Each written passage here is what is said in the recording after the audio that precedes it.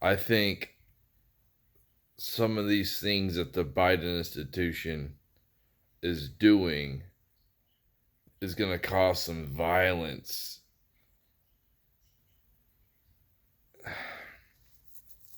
Listen, when you have the SEC sitting here going to regulate cryptocurrency and um, make it a security,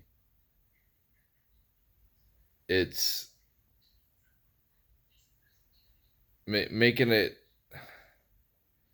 making it tough to do transactions. You have to report every little transaction or whatever to the SEC or whatever they're gonna do. And at the same time, you got banks that are refusing to work with regular Americans because of their opinions. Maybe they voted for Trump.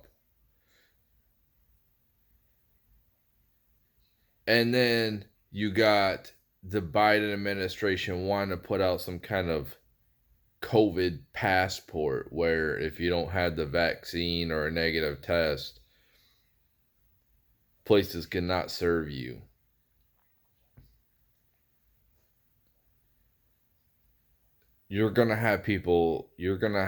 There's gonna be a backlash. You're gonna have people freaking out. You were working against your own people here. Not everybody wants to get the vaccine. Not everybody is a sheep and votes for Biden and just believes in this fake currency that we have, this fiat fake currency, believes in one type of bank, some private bank having complete monopoly over everything. Why do we only have one currency? Why? I thought we're supposed to be against monopolies. Apparently our government is for monopolies. They're supposed to be breaking monopolies up. That's what they're supposed to be doing. We should have two currencies that are competing against each other. But no, they don't want that because they want total domination. We're gonna go either centralized, everything's gonna go completely centralized and oppressive, or we're gonna go decentralized and we're gonna be for freedom. And it all my hope was crypto. That was my hope, blockchain. You know, I'm looking forward to Trump's social media coming out so I can hopefully it's pretty user friendly so I can just completely go there and just get rid of everything else, which I hardly even use social media. Hopefully it's like Facebook. That'd be really cool. Um but because Facebook is cool. I like it's very user friendly. And it's a damn shame the way they regulate things. Especially when a person can block people and choose not to look at their content. Same with Twitter. Um, you know, our freedoms are being taken away, um, and I think a complete revolution. People, I think when they come for our guns, that will trigger it, and there'll be violence. I'm not advocating for it. I'm not calling for it. If it happens and these dictators get taken out, um, I'll laugh my butt off. I really would. Um, but the way they do things, the way they've done things, the establishment making up these wars to benefit these banks. These banks are the ones in charge. If we want to fund a war, go to the banks, print out the crypto, print out the fiat currency, and we could charge interest. They could charge interest on us. Yeah,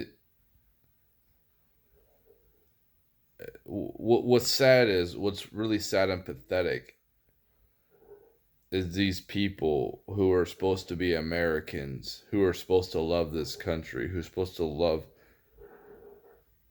and respect the people who have sacrificed their lives to give us the freedoms that we have currently, and people take them for granted.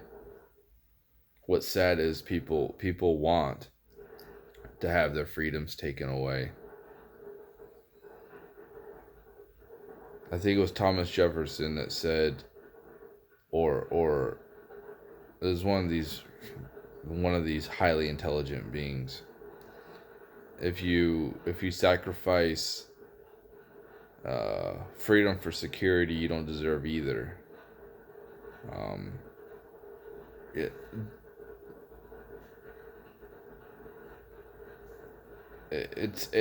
it's really demoralizing. I mean, it,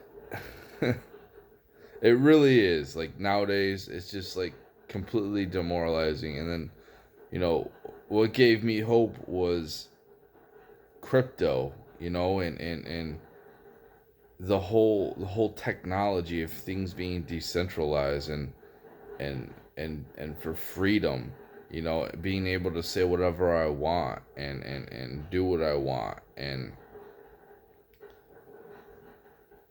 But no, everything is, they completely dominate everything.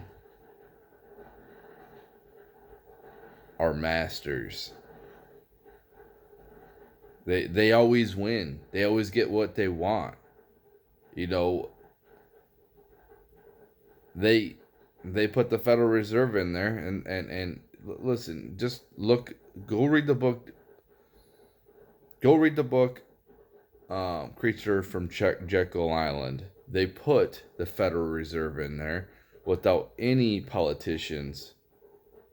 The bankers made up the bill themselves, and then they put it in. They basically had them slide it through. The sneaky, taxes. Why is everything put on the taxpayer? Why do we always have to do bailouts? Why are we bailing out everybody?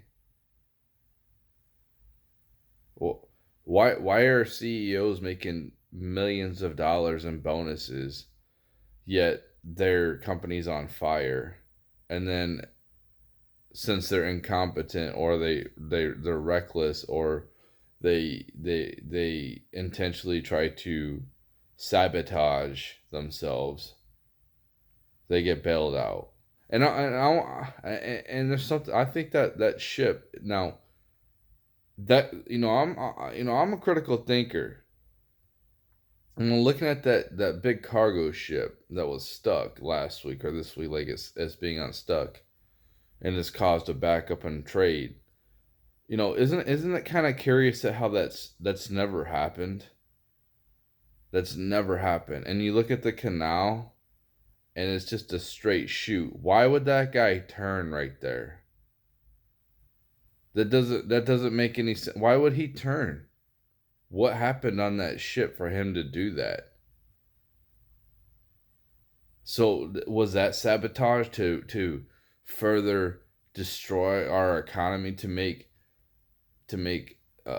shortages here in America or other places? This is why we need to rely on our own selves, and stop worrying, and stop having to rely on trade from other countries. And if we're going to trade from other countries, why don't we just trade from countries around us, not across the ocean? Isn't that a big carbon footprint?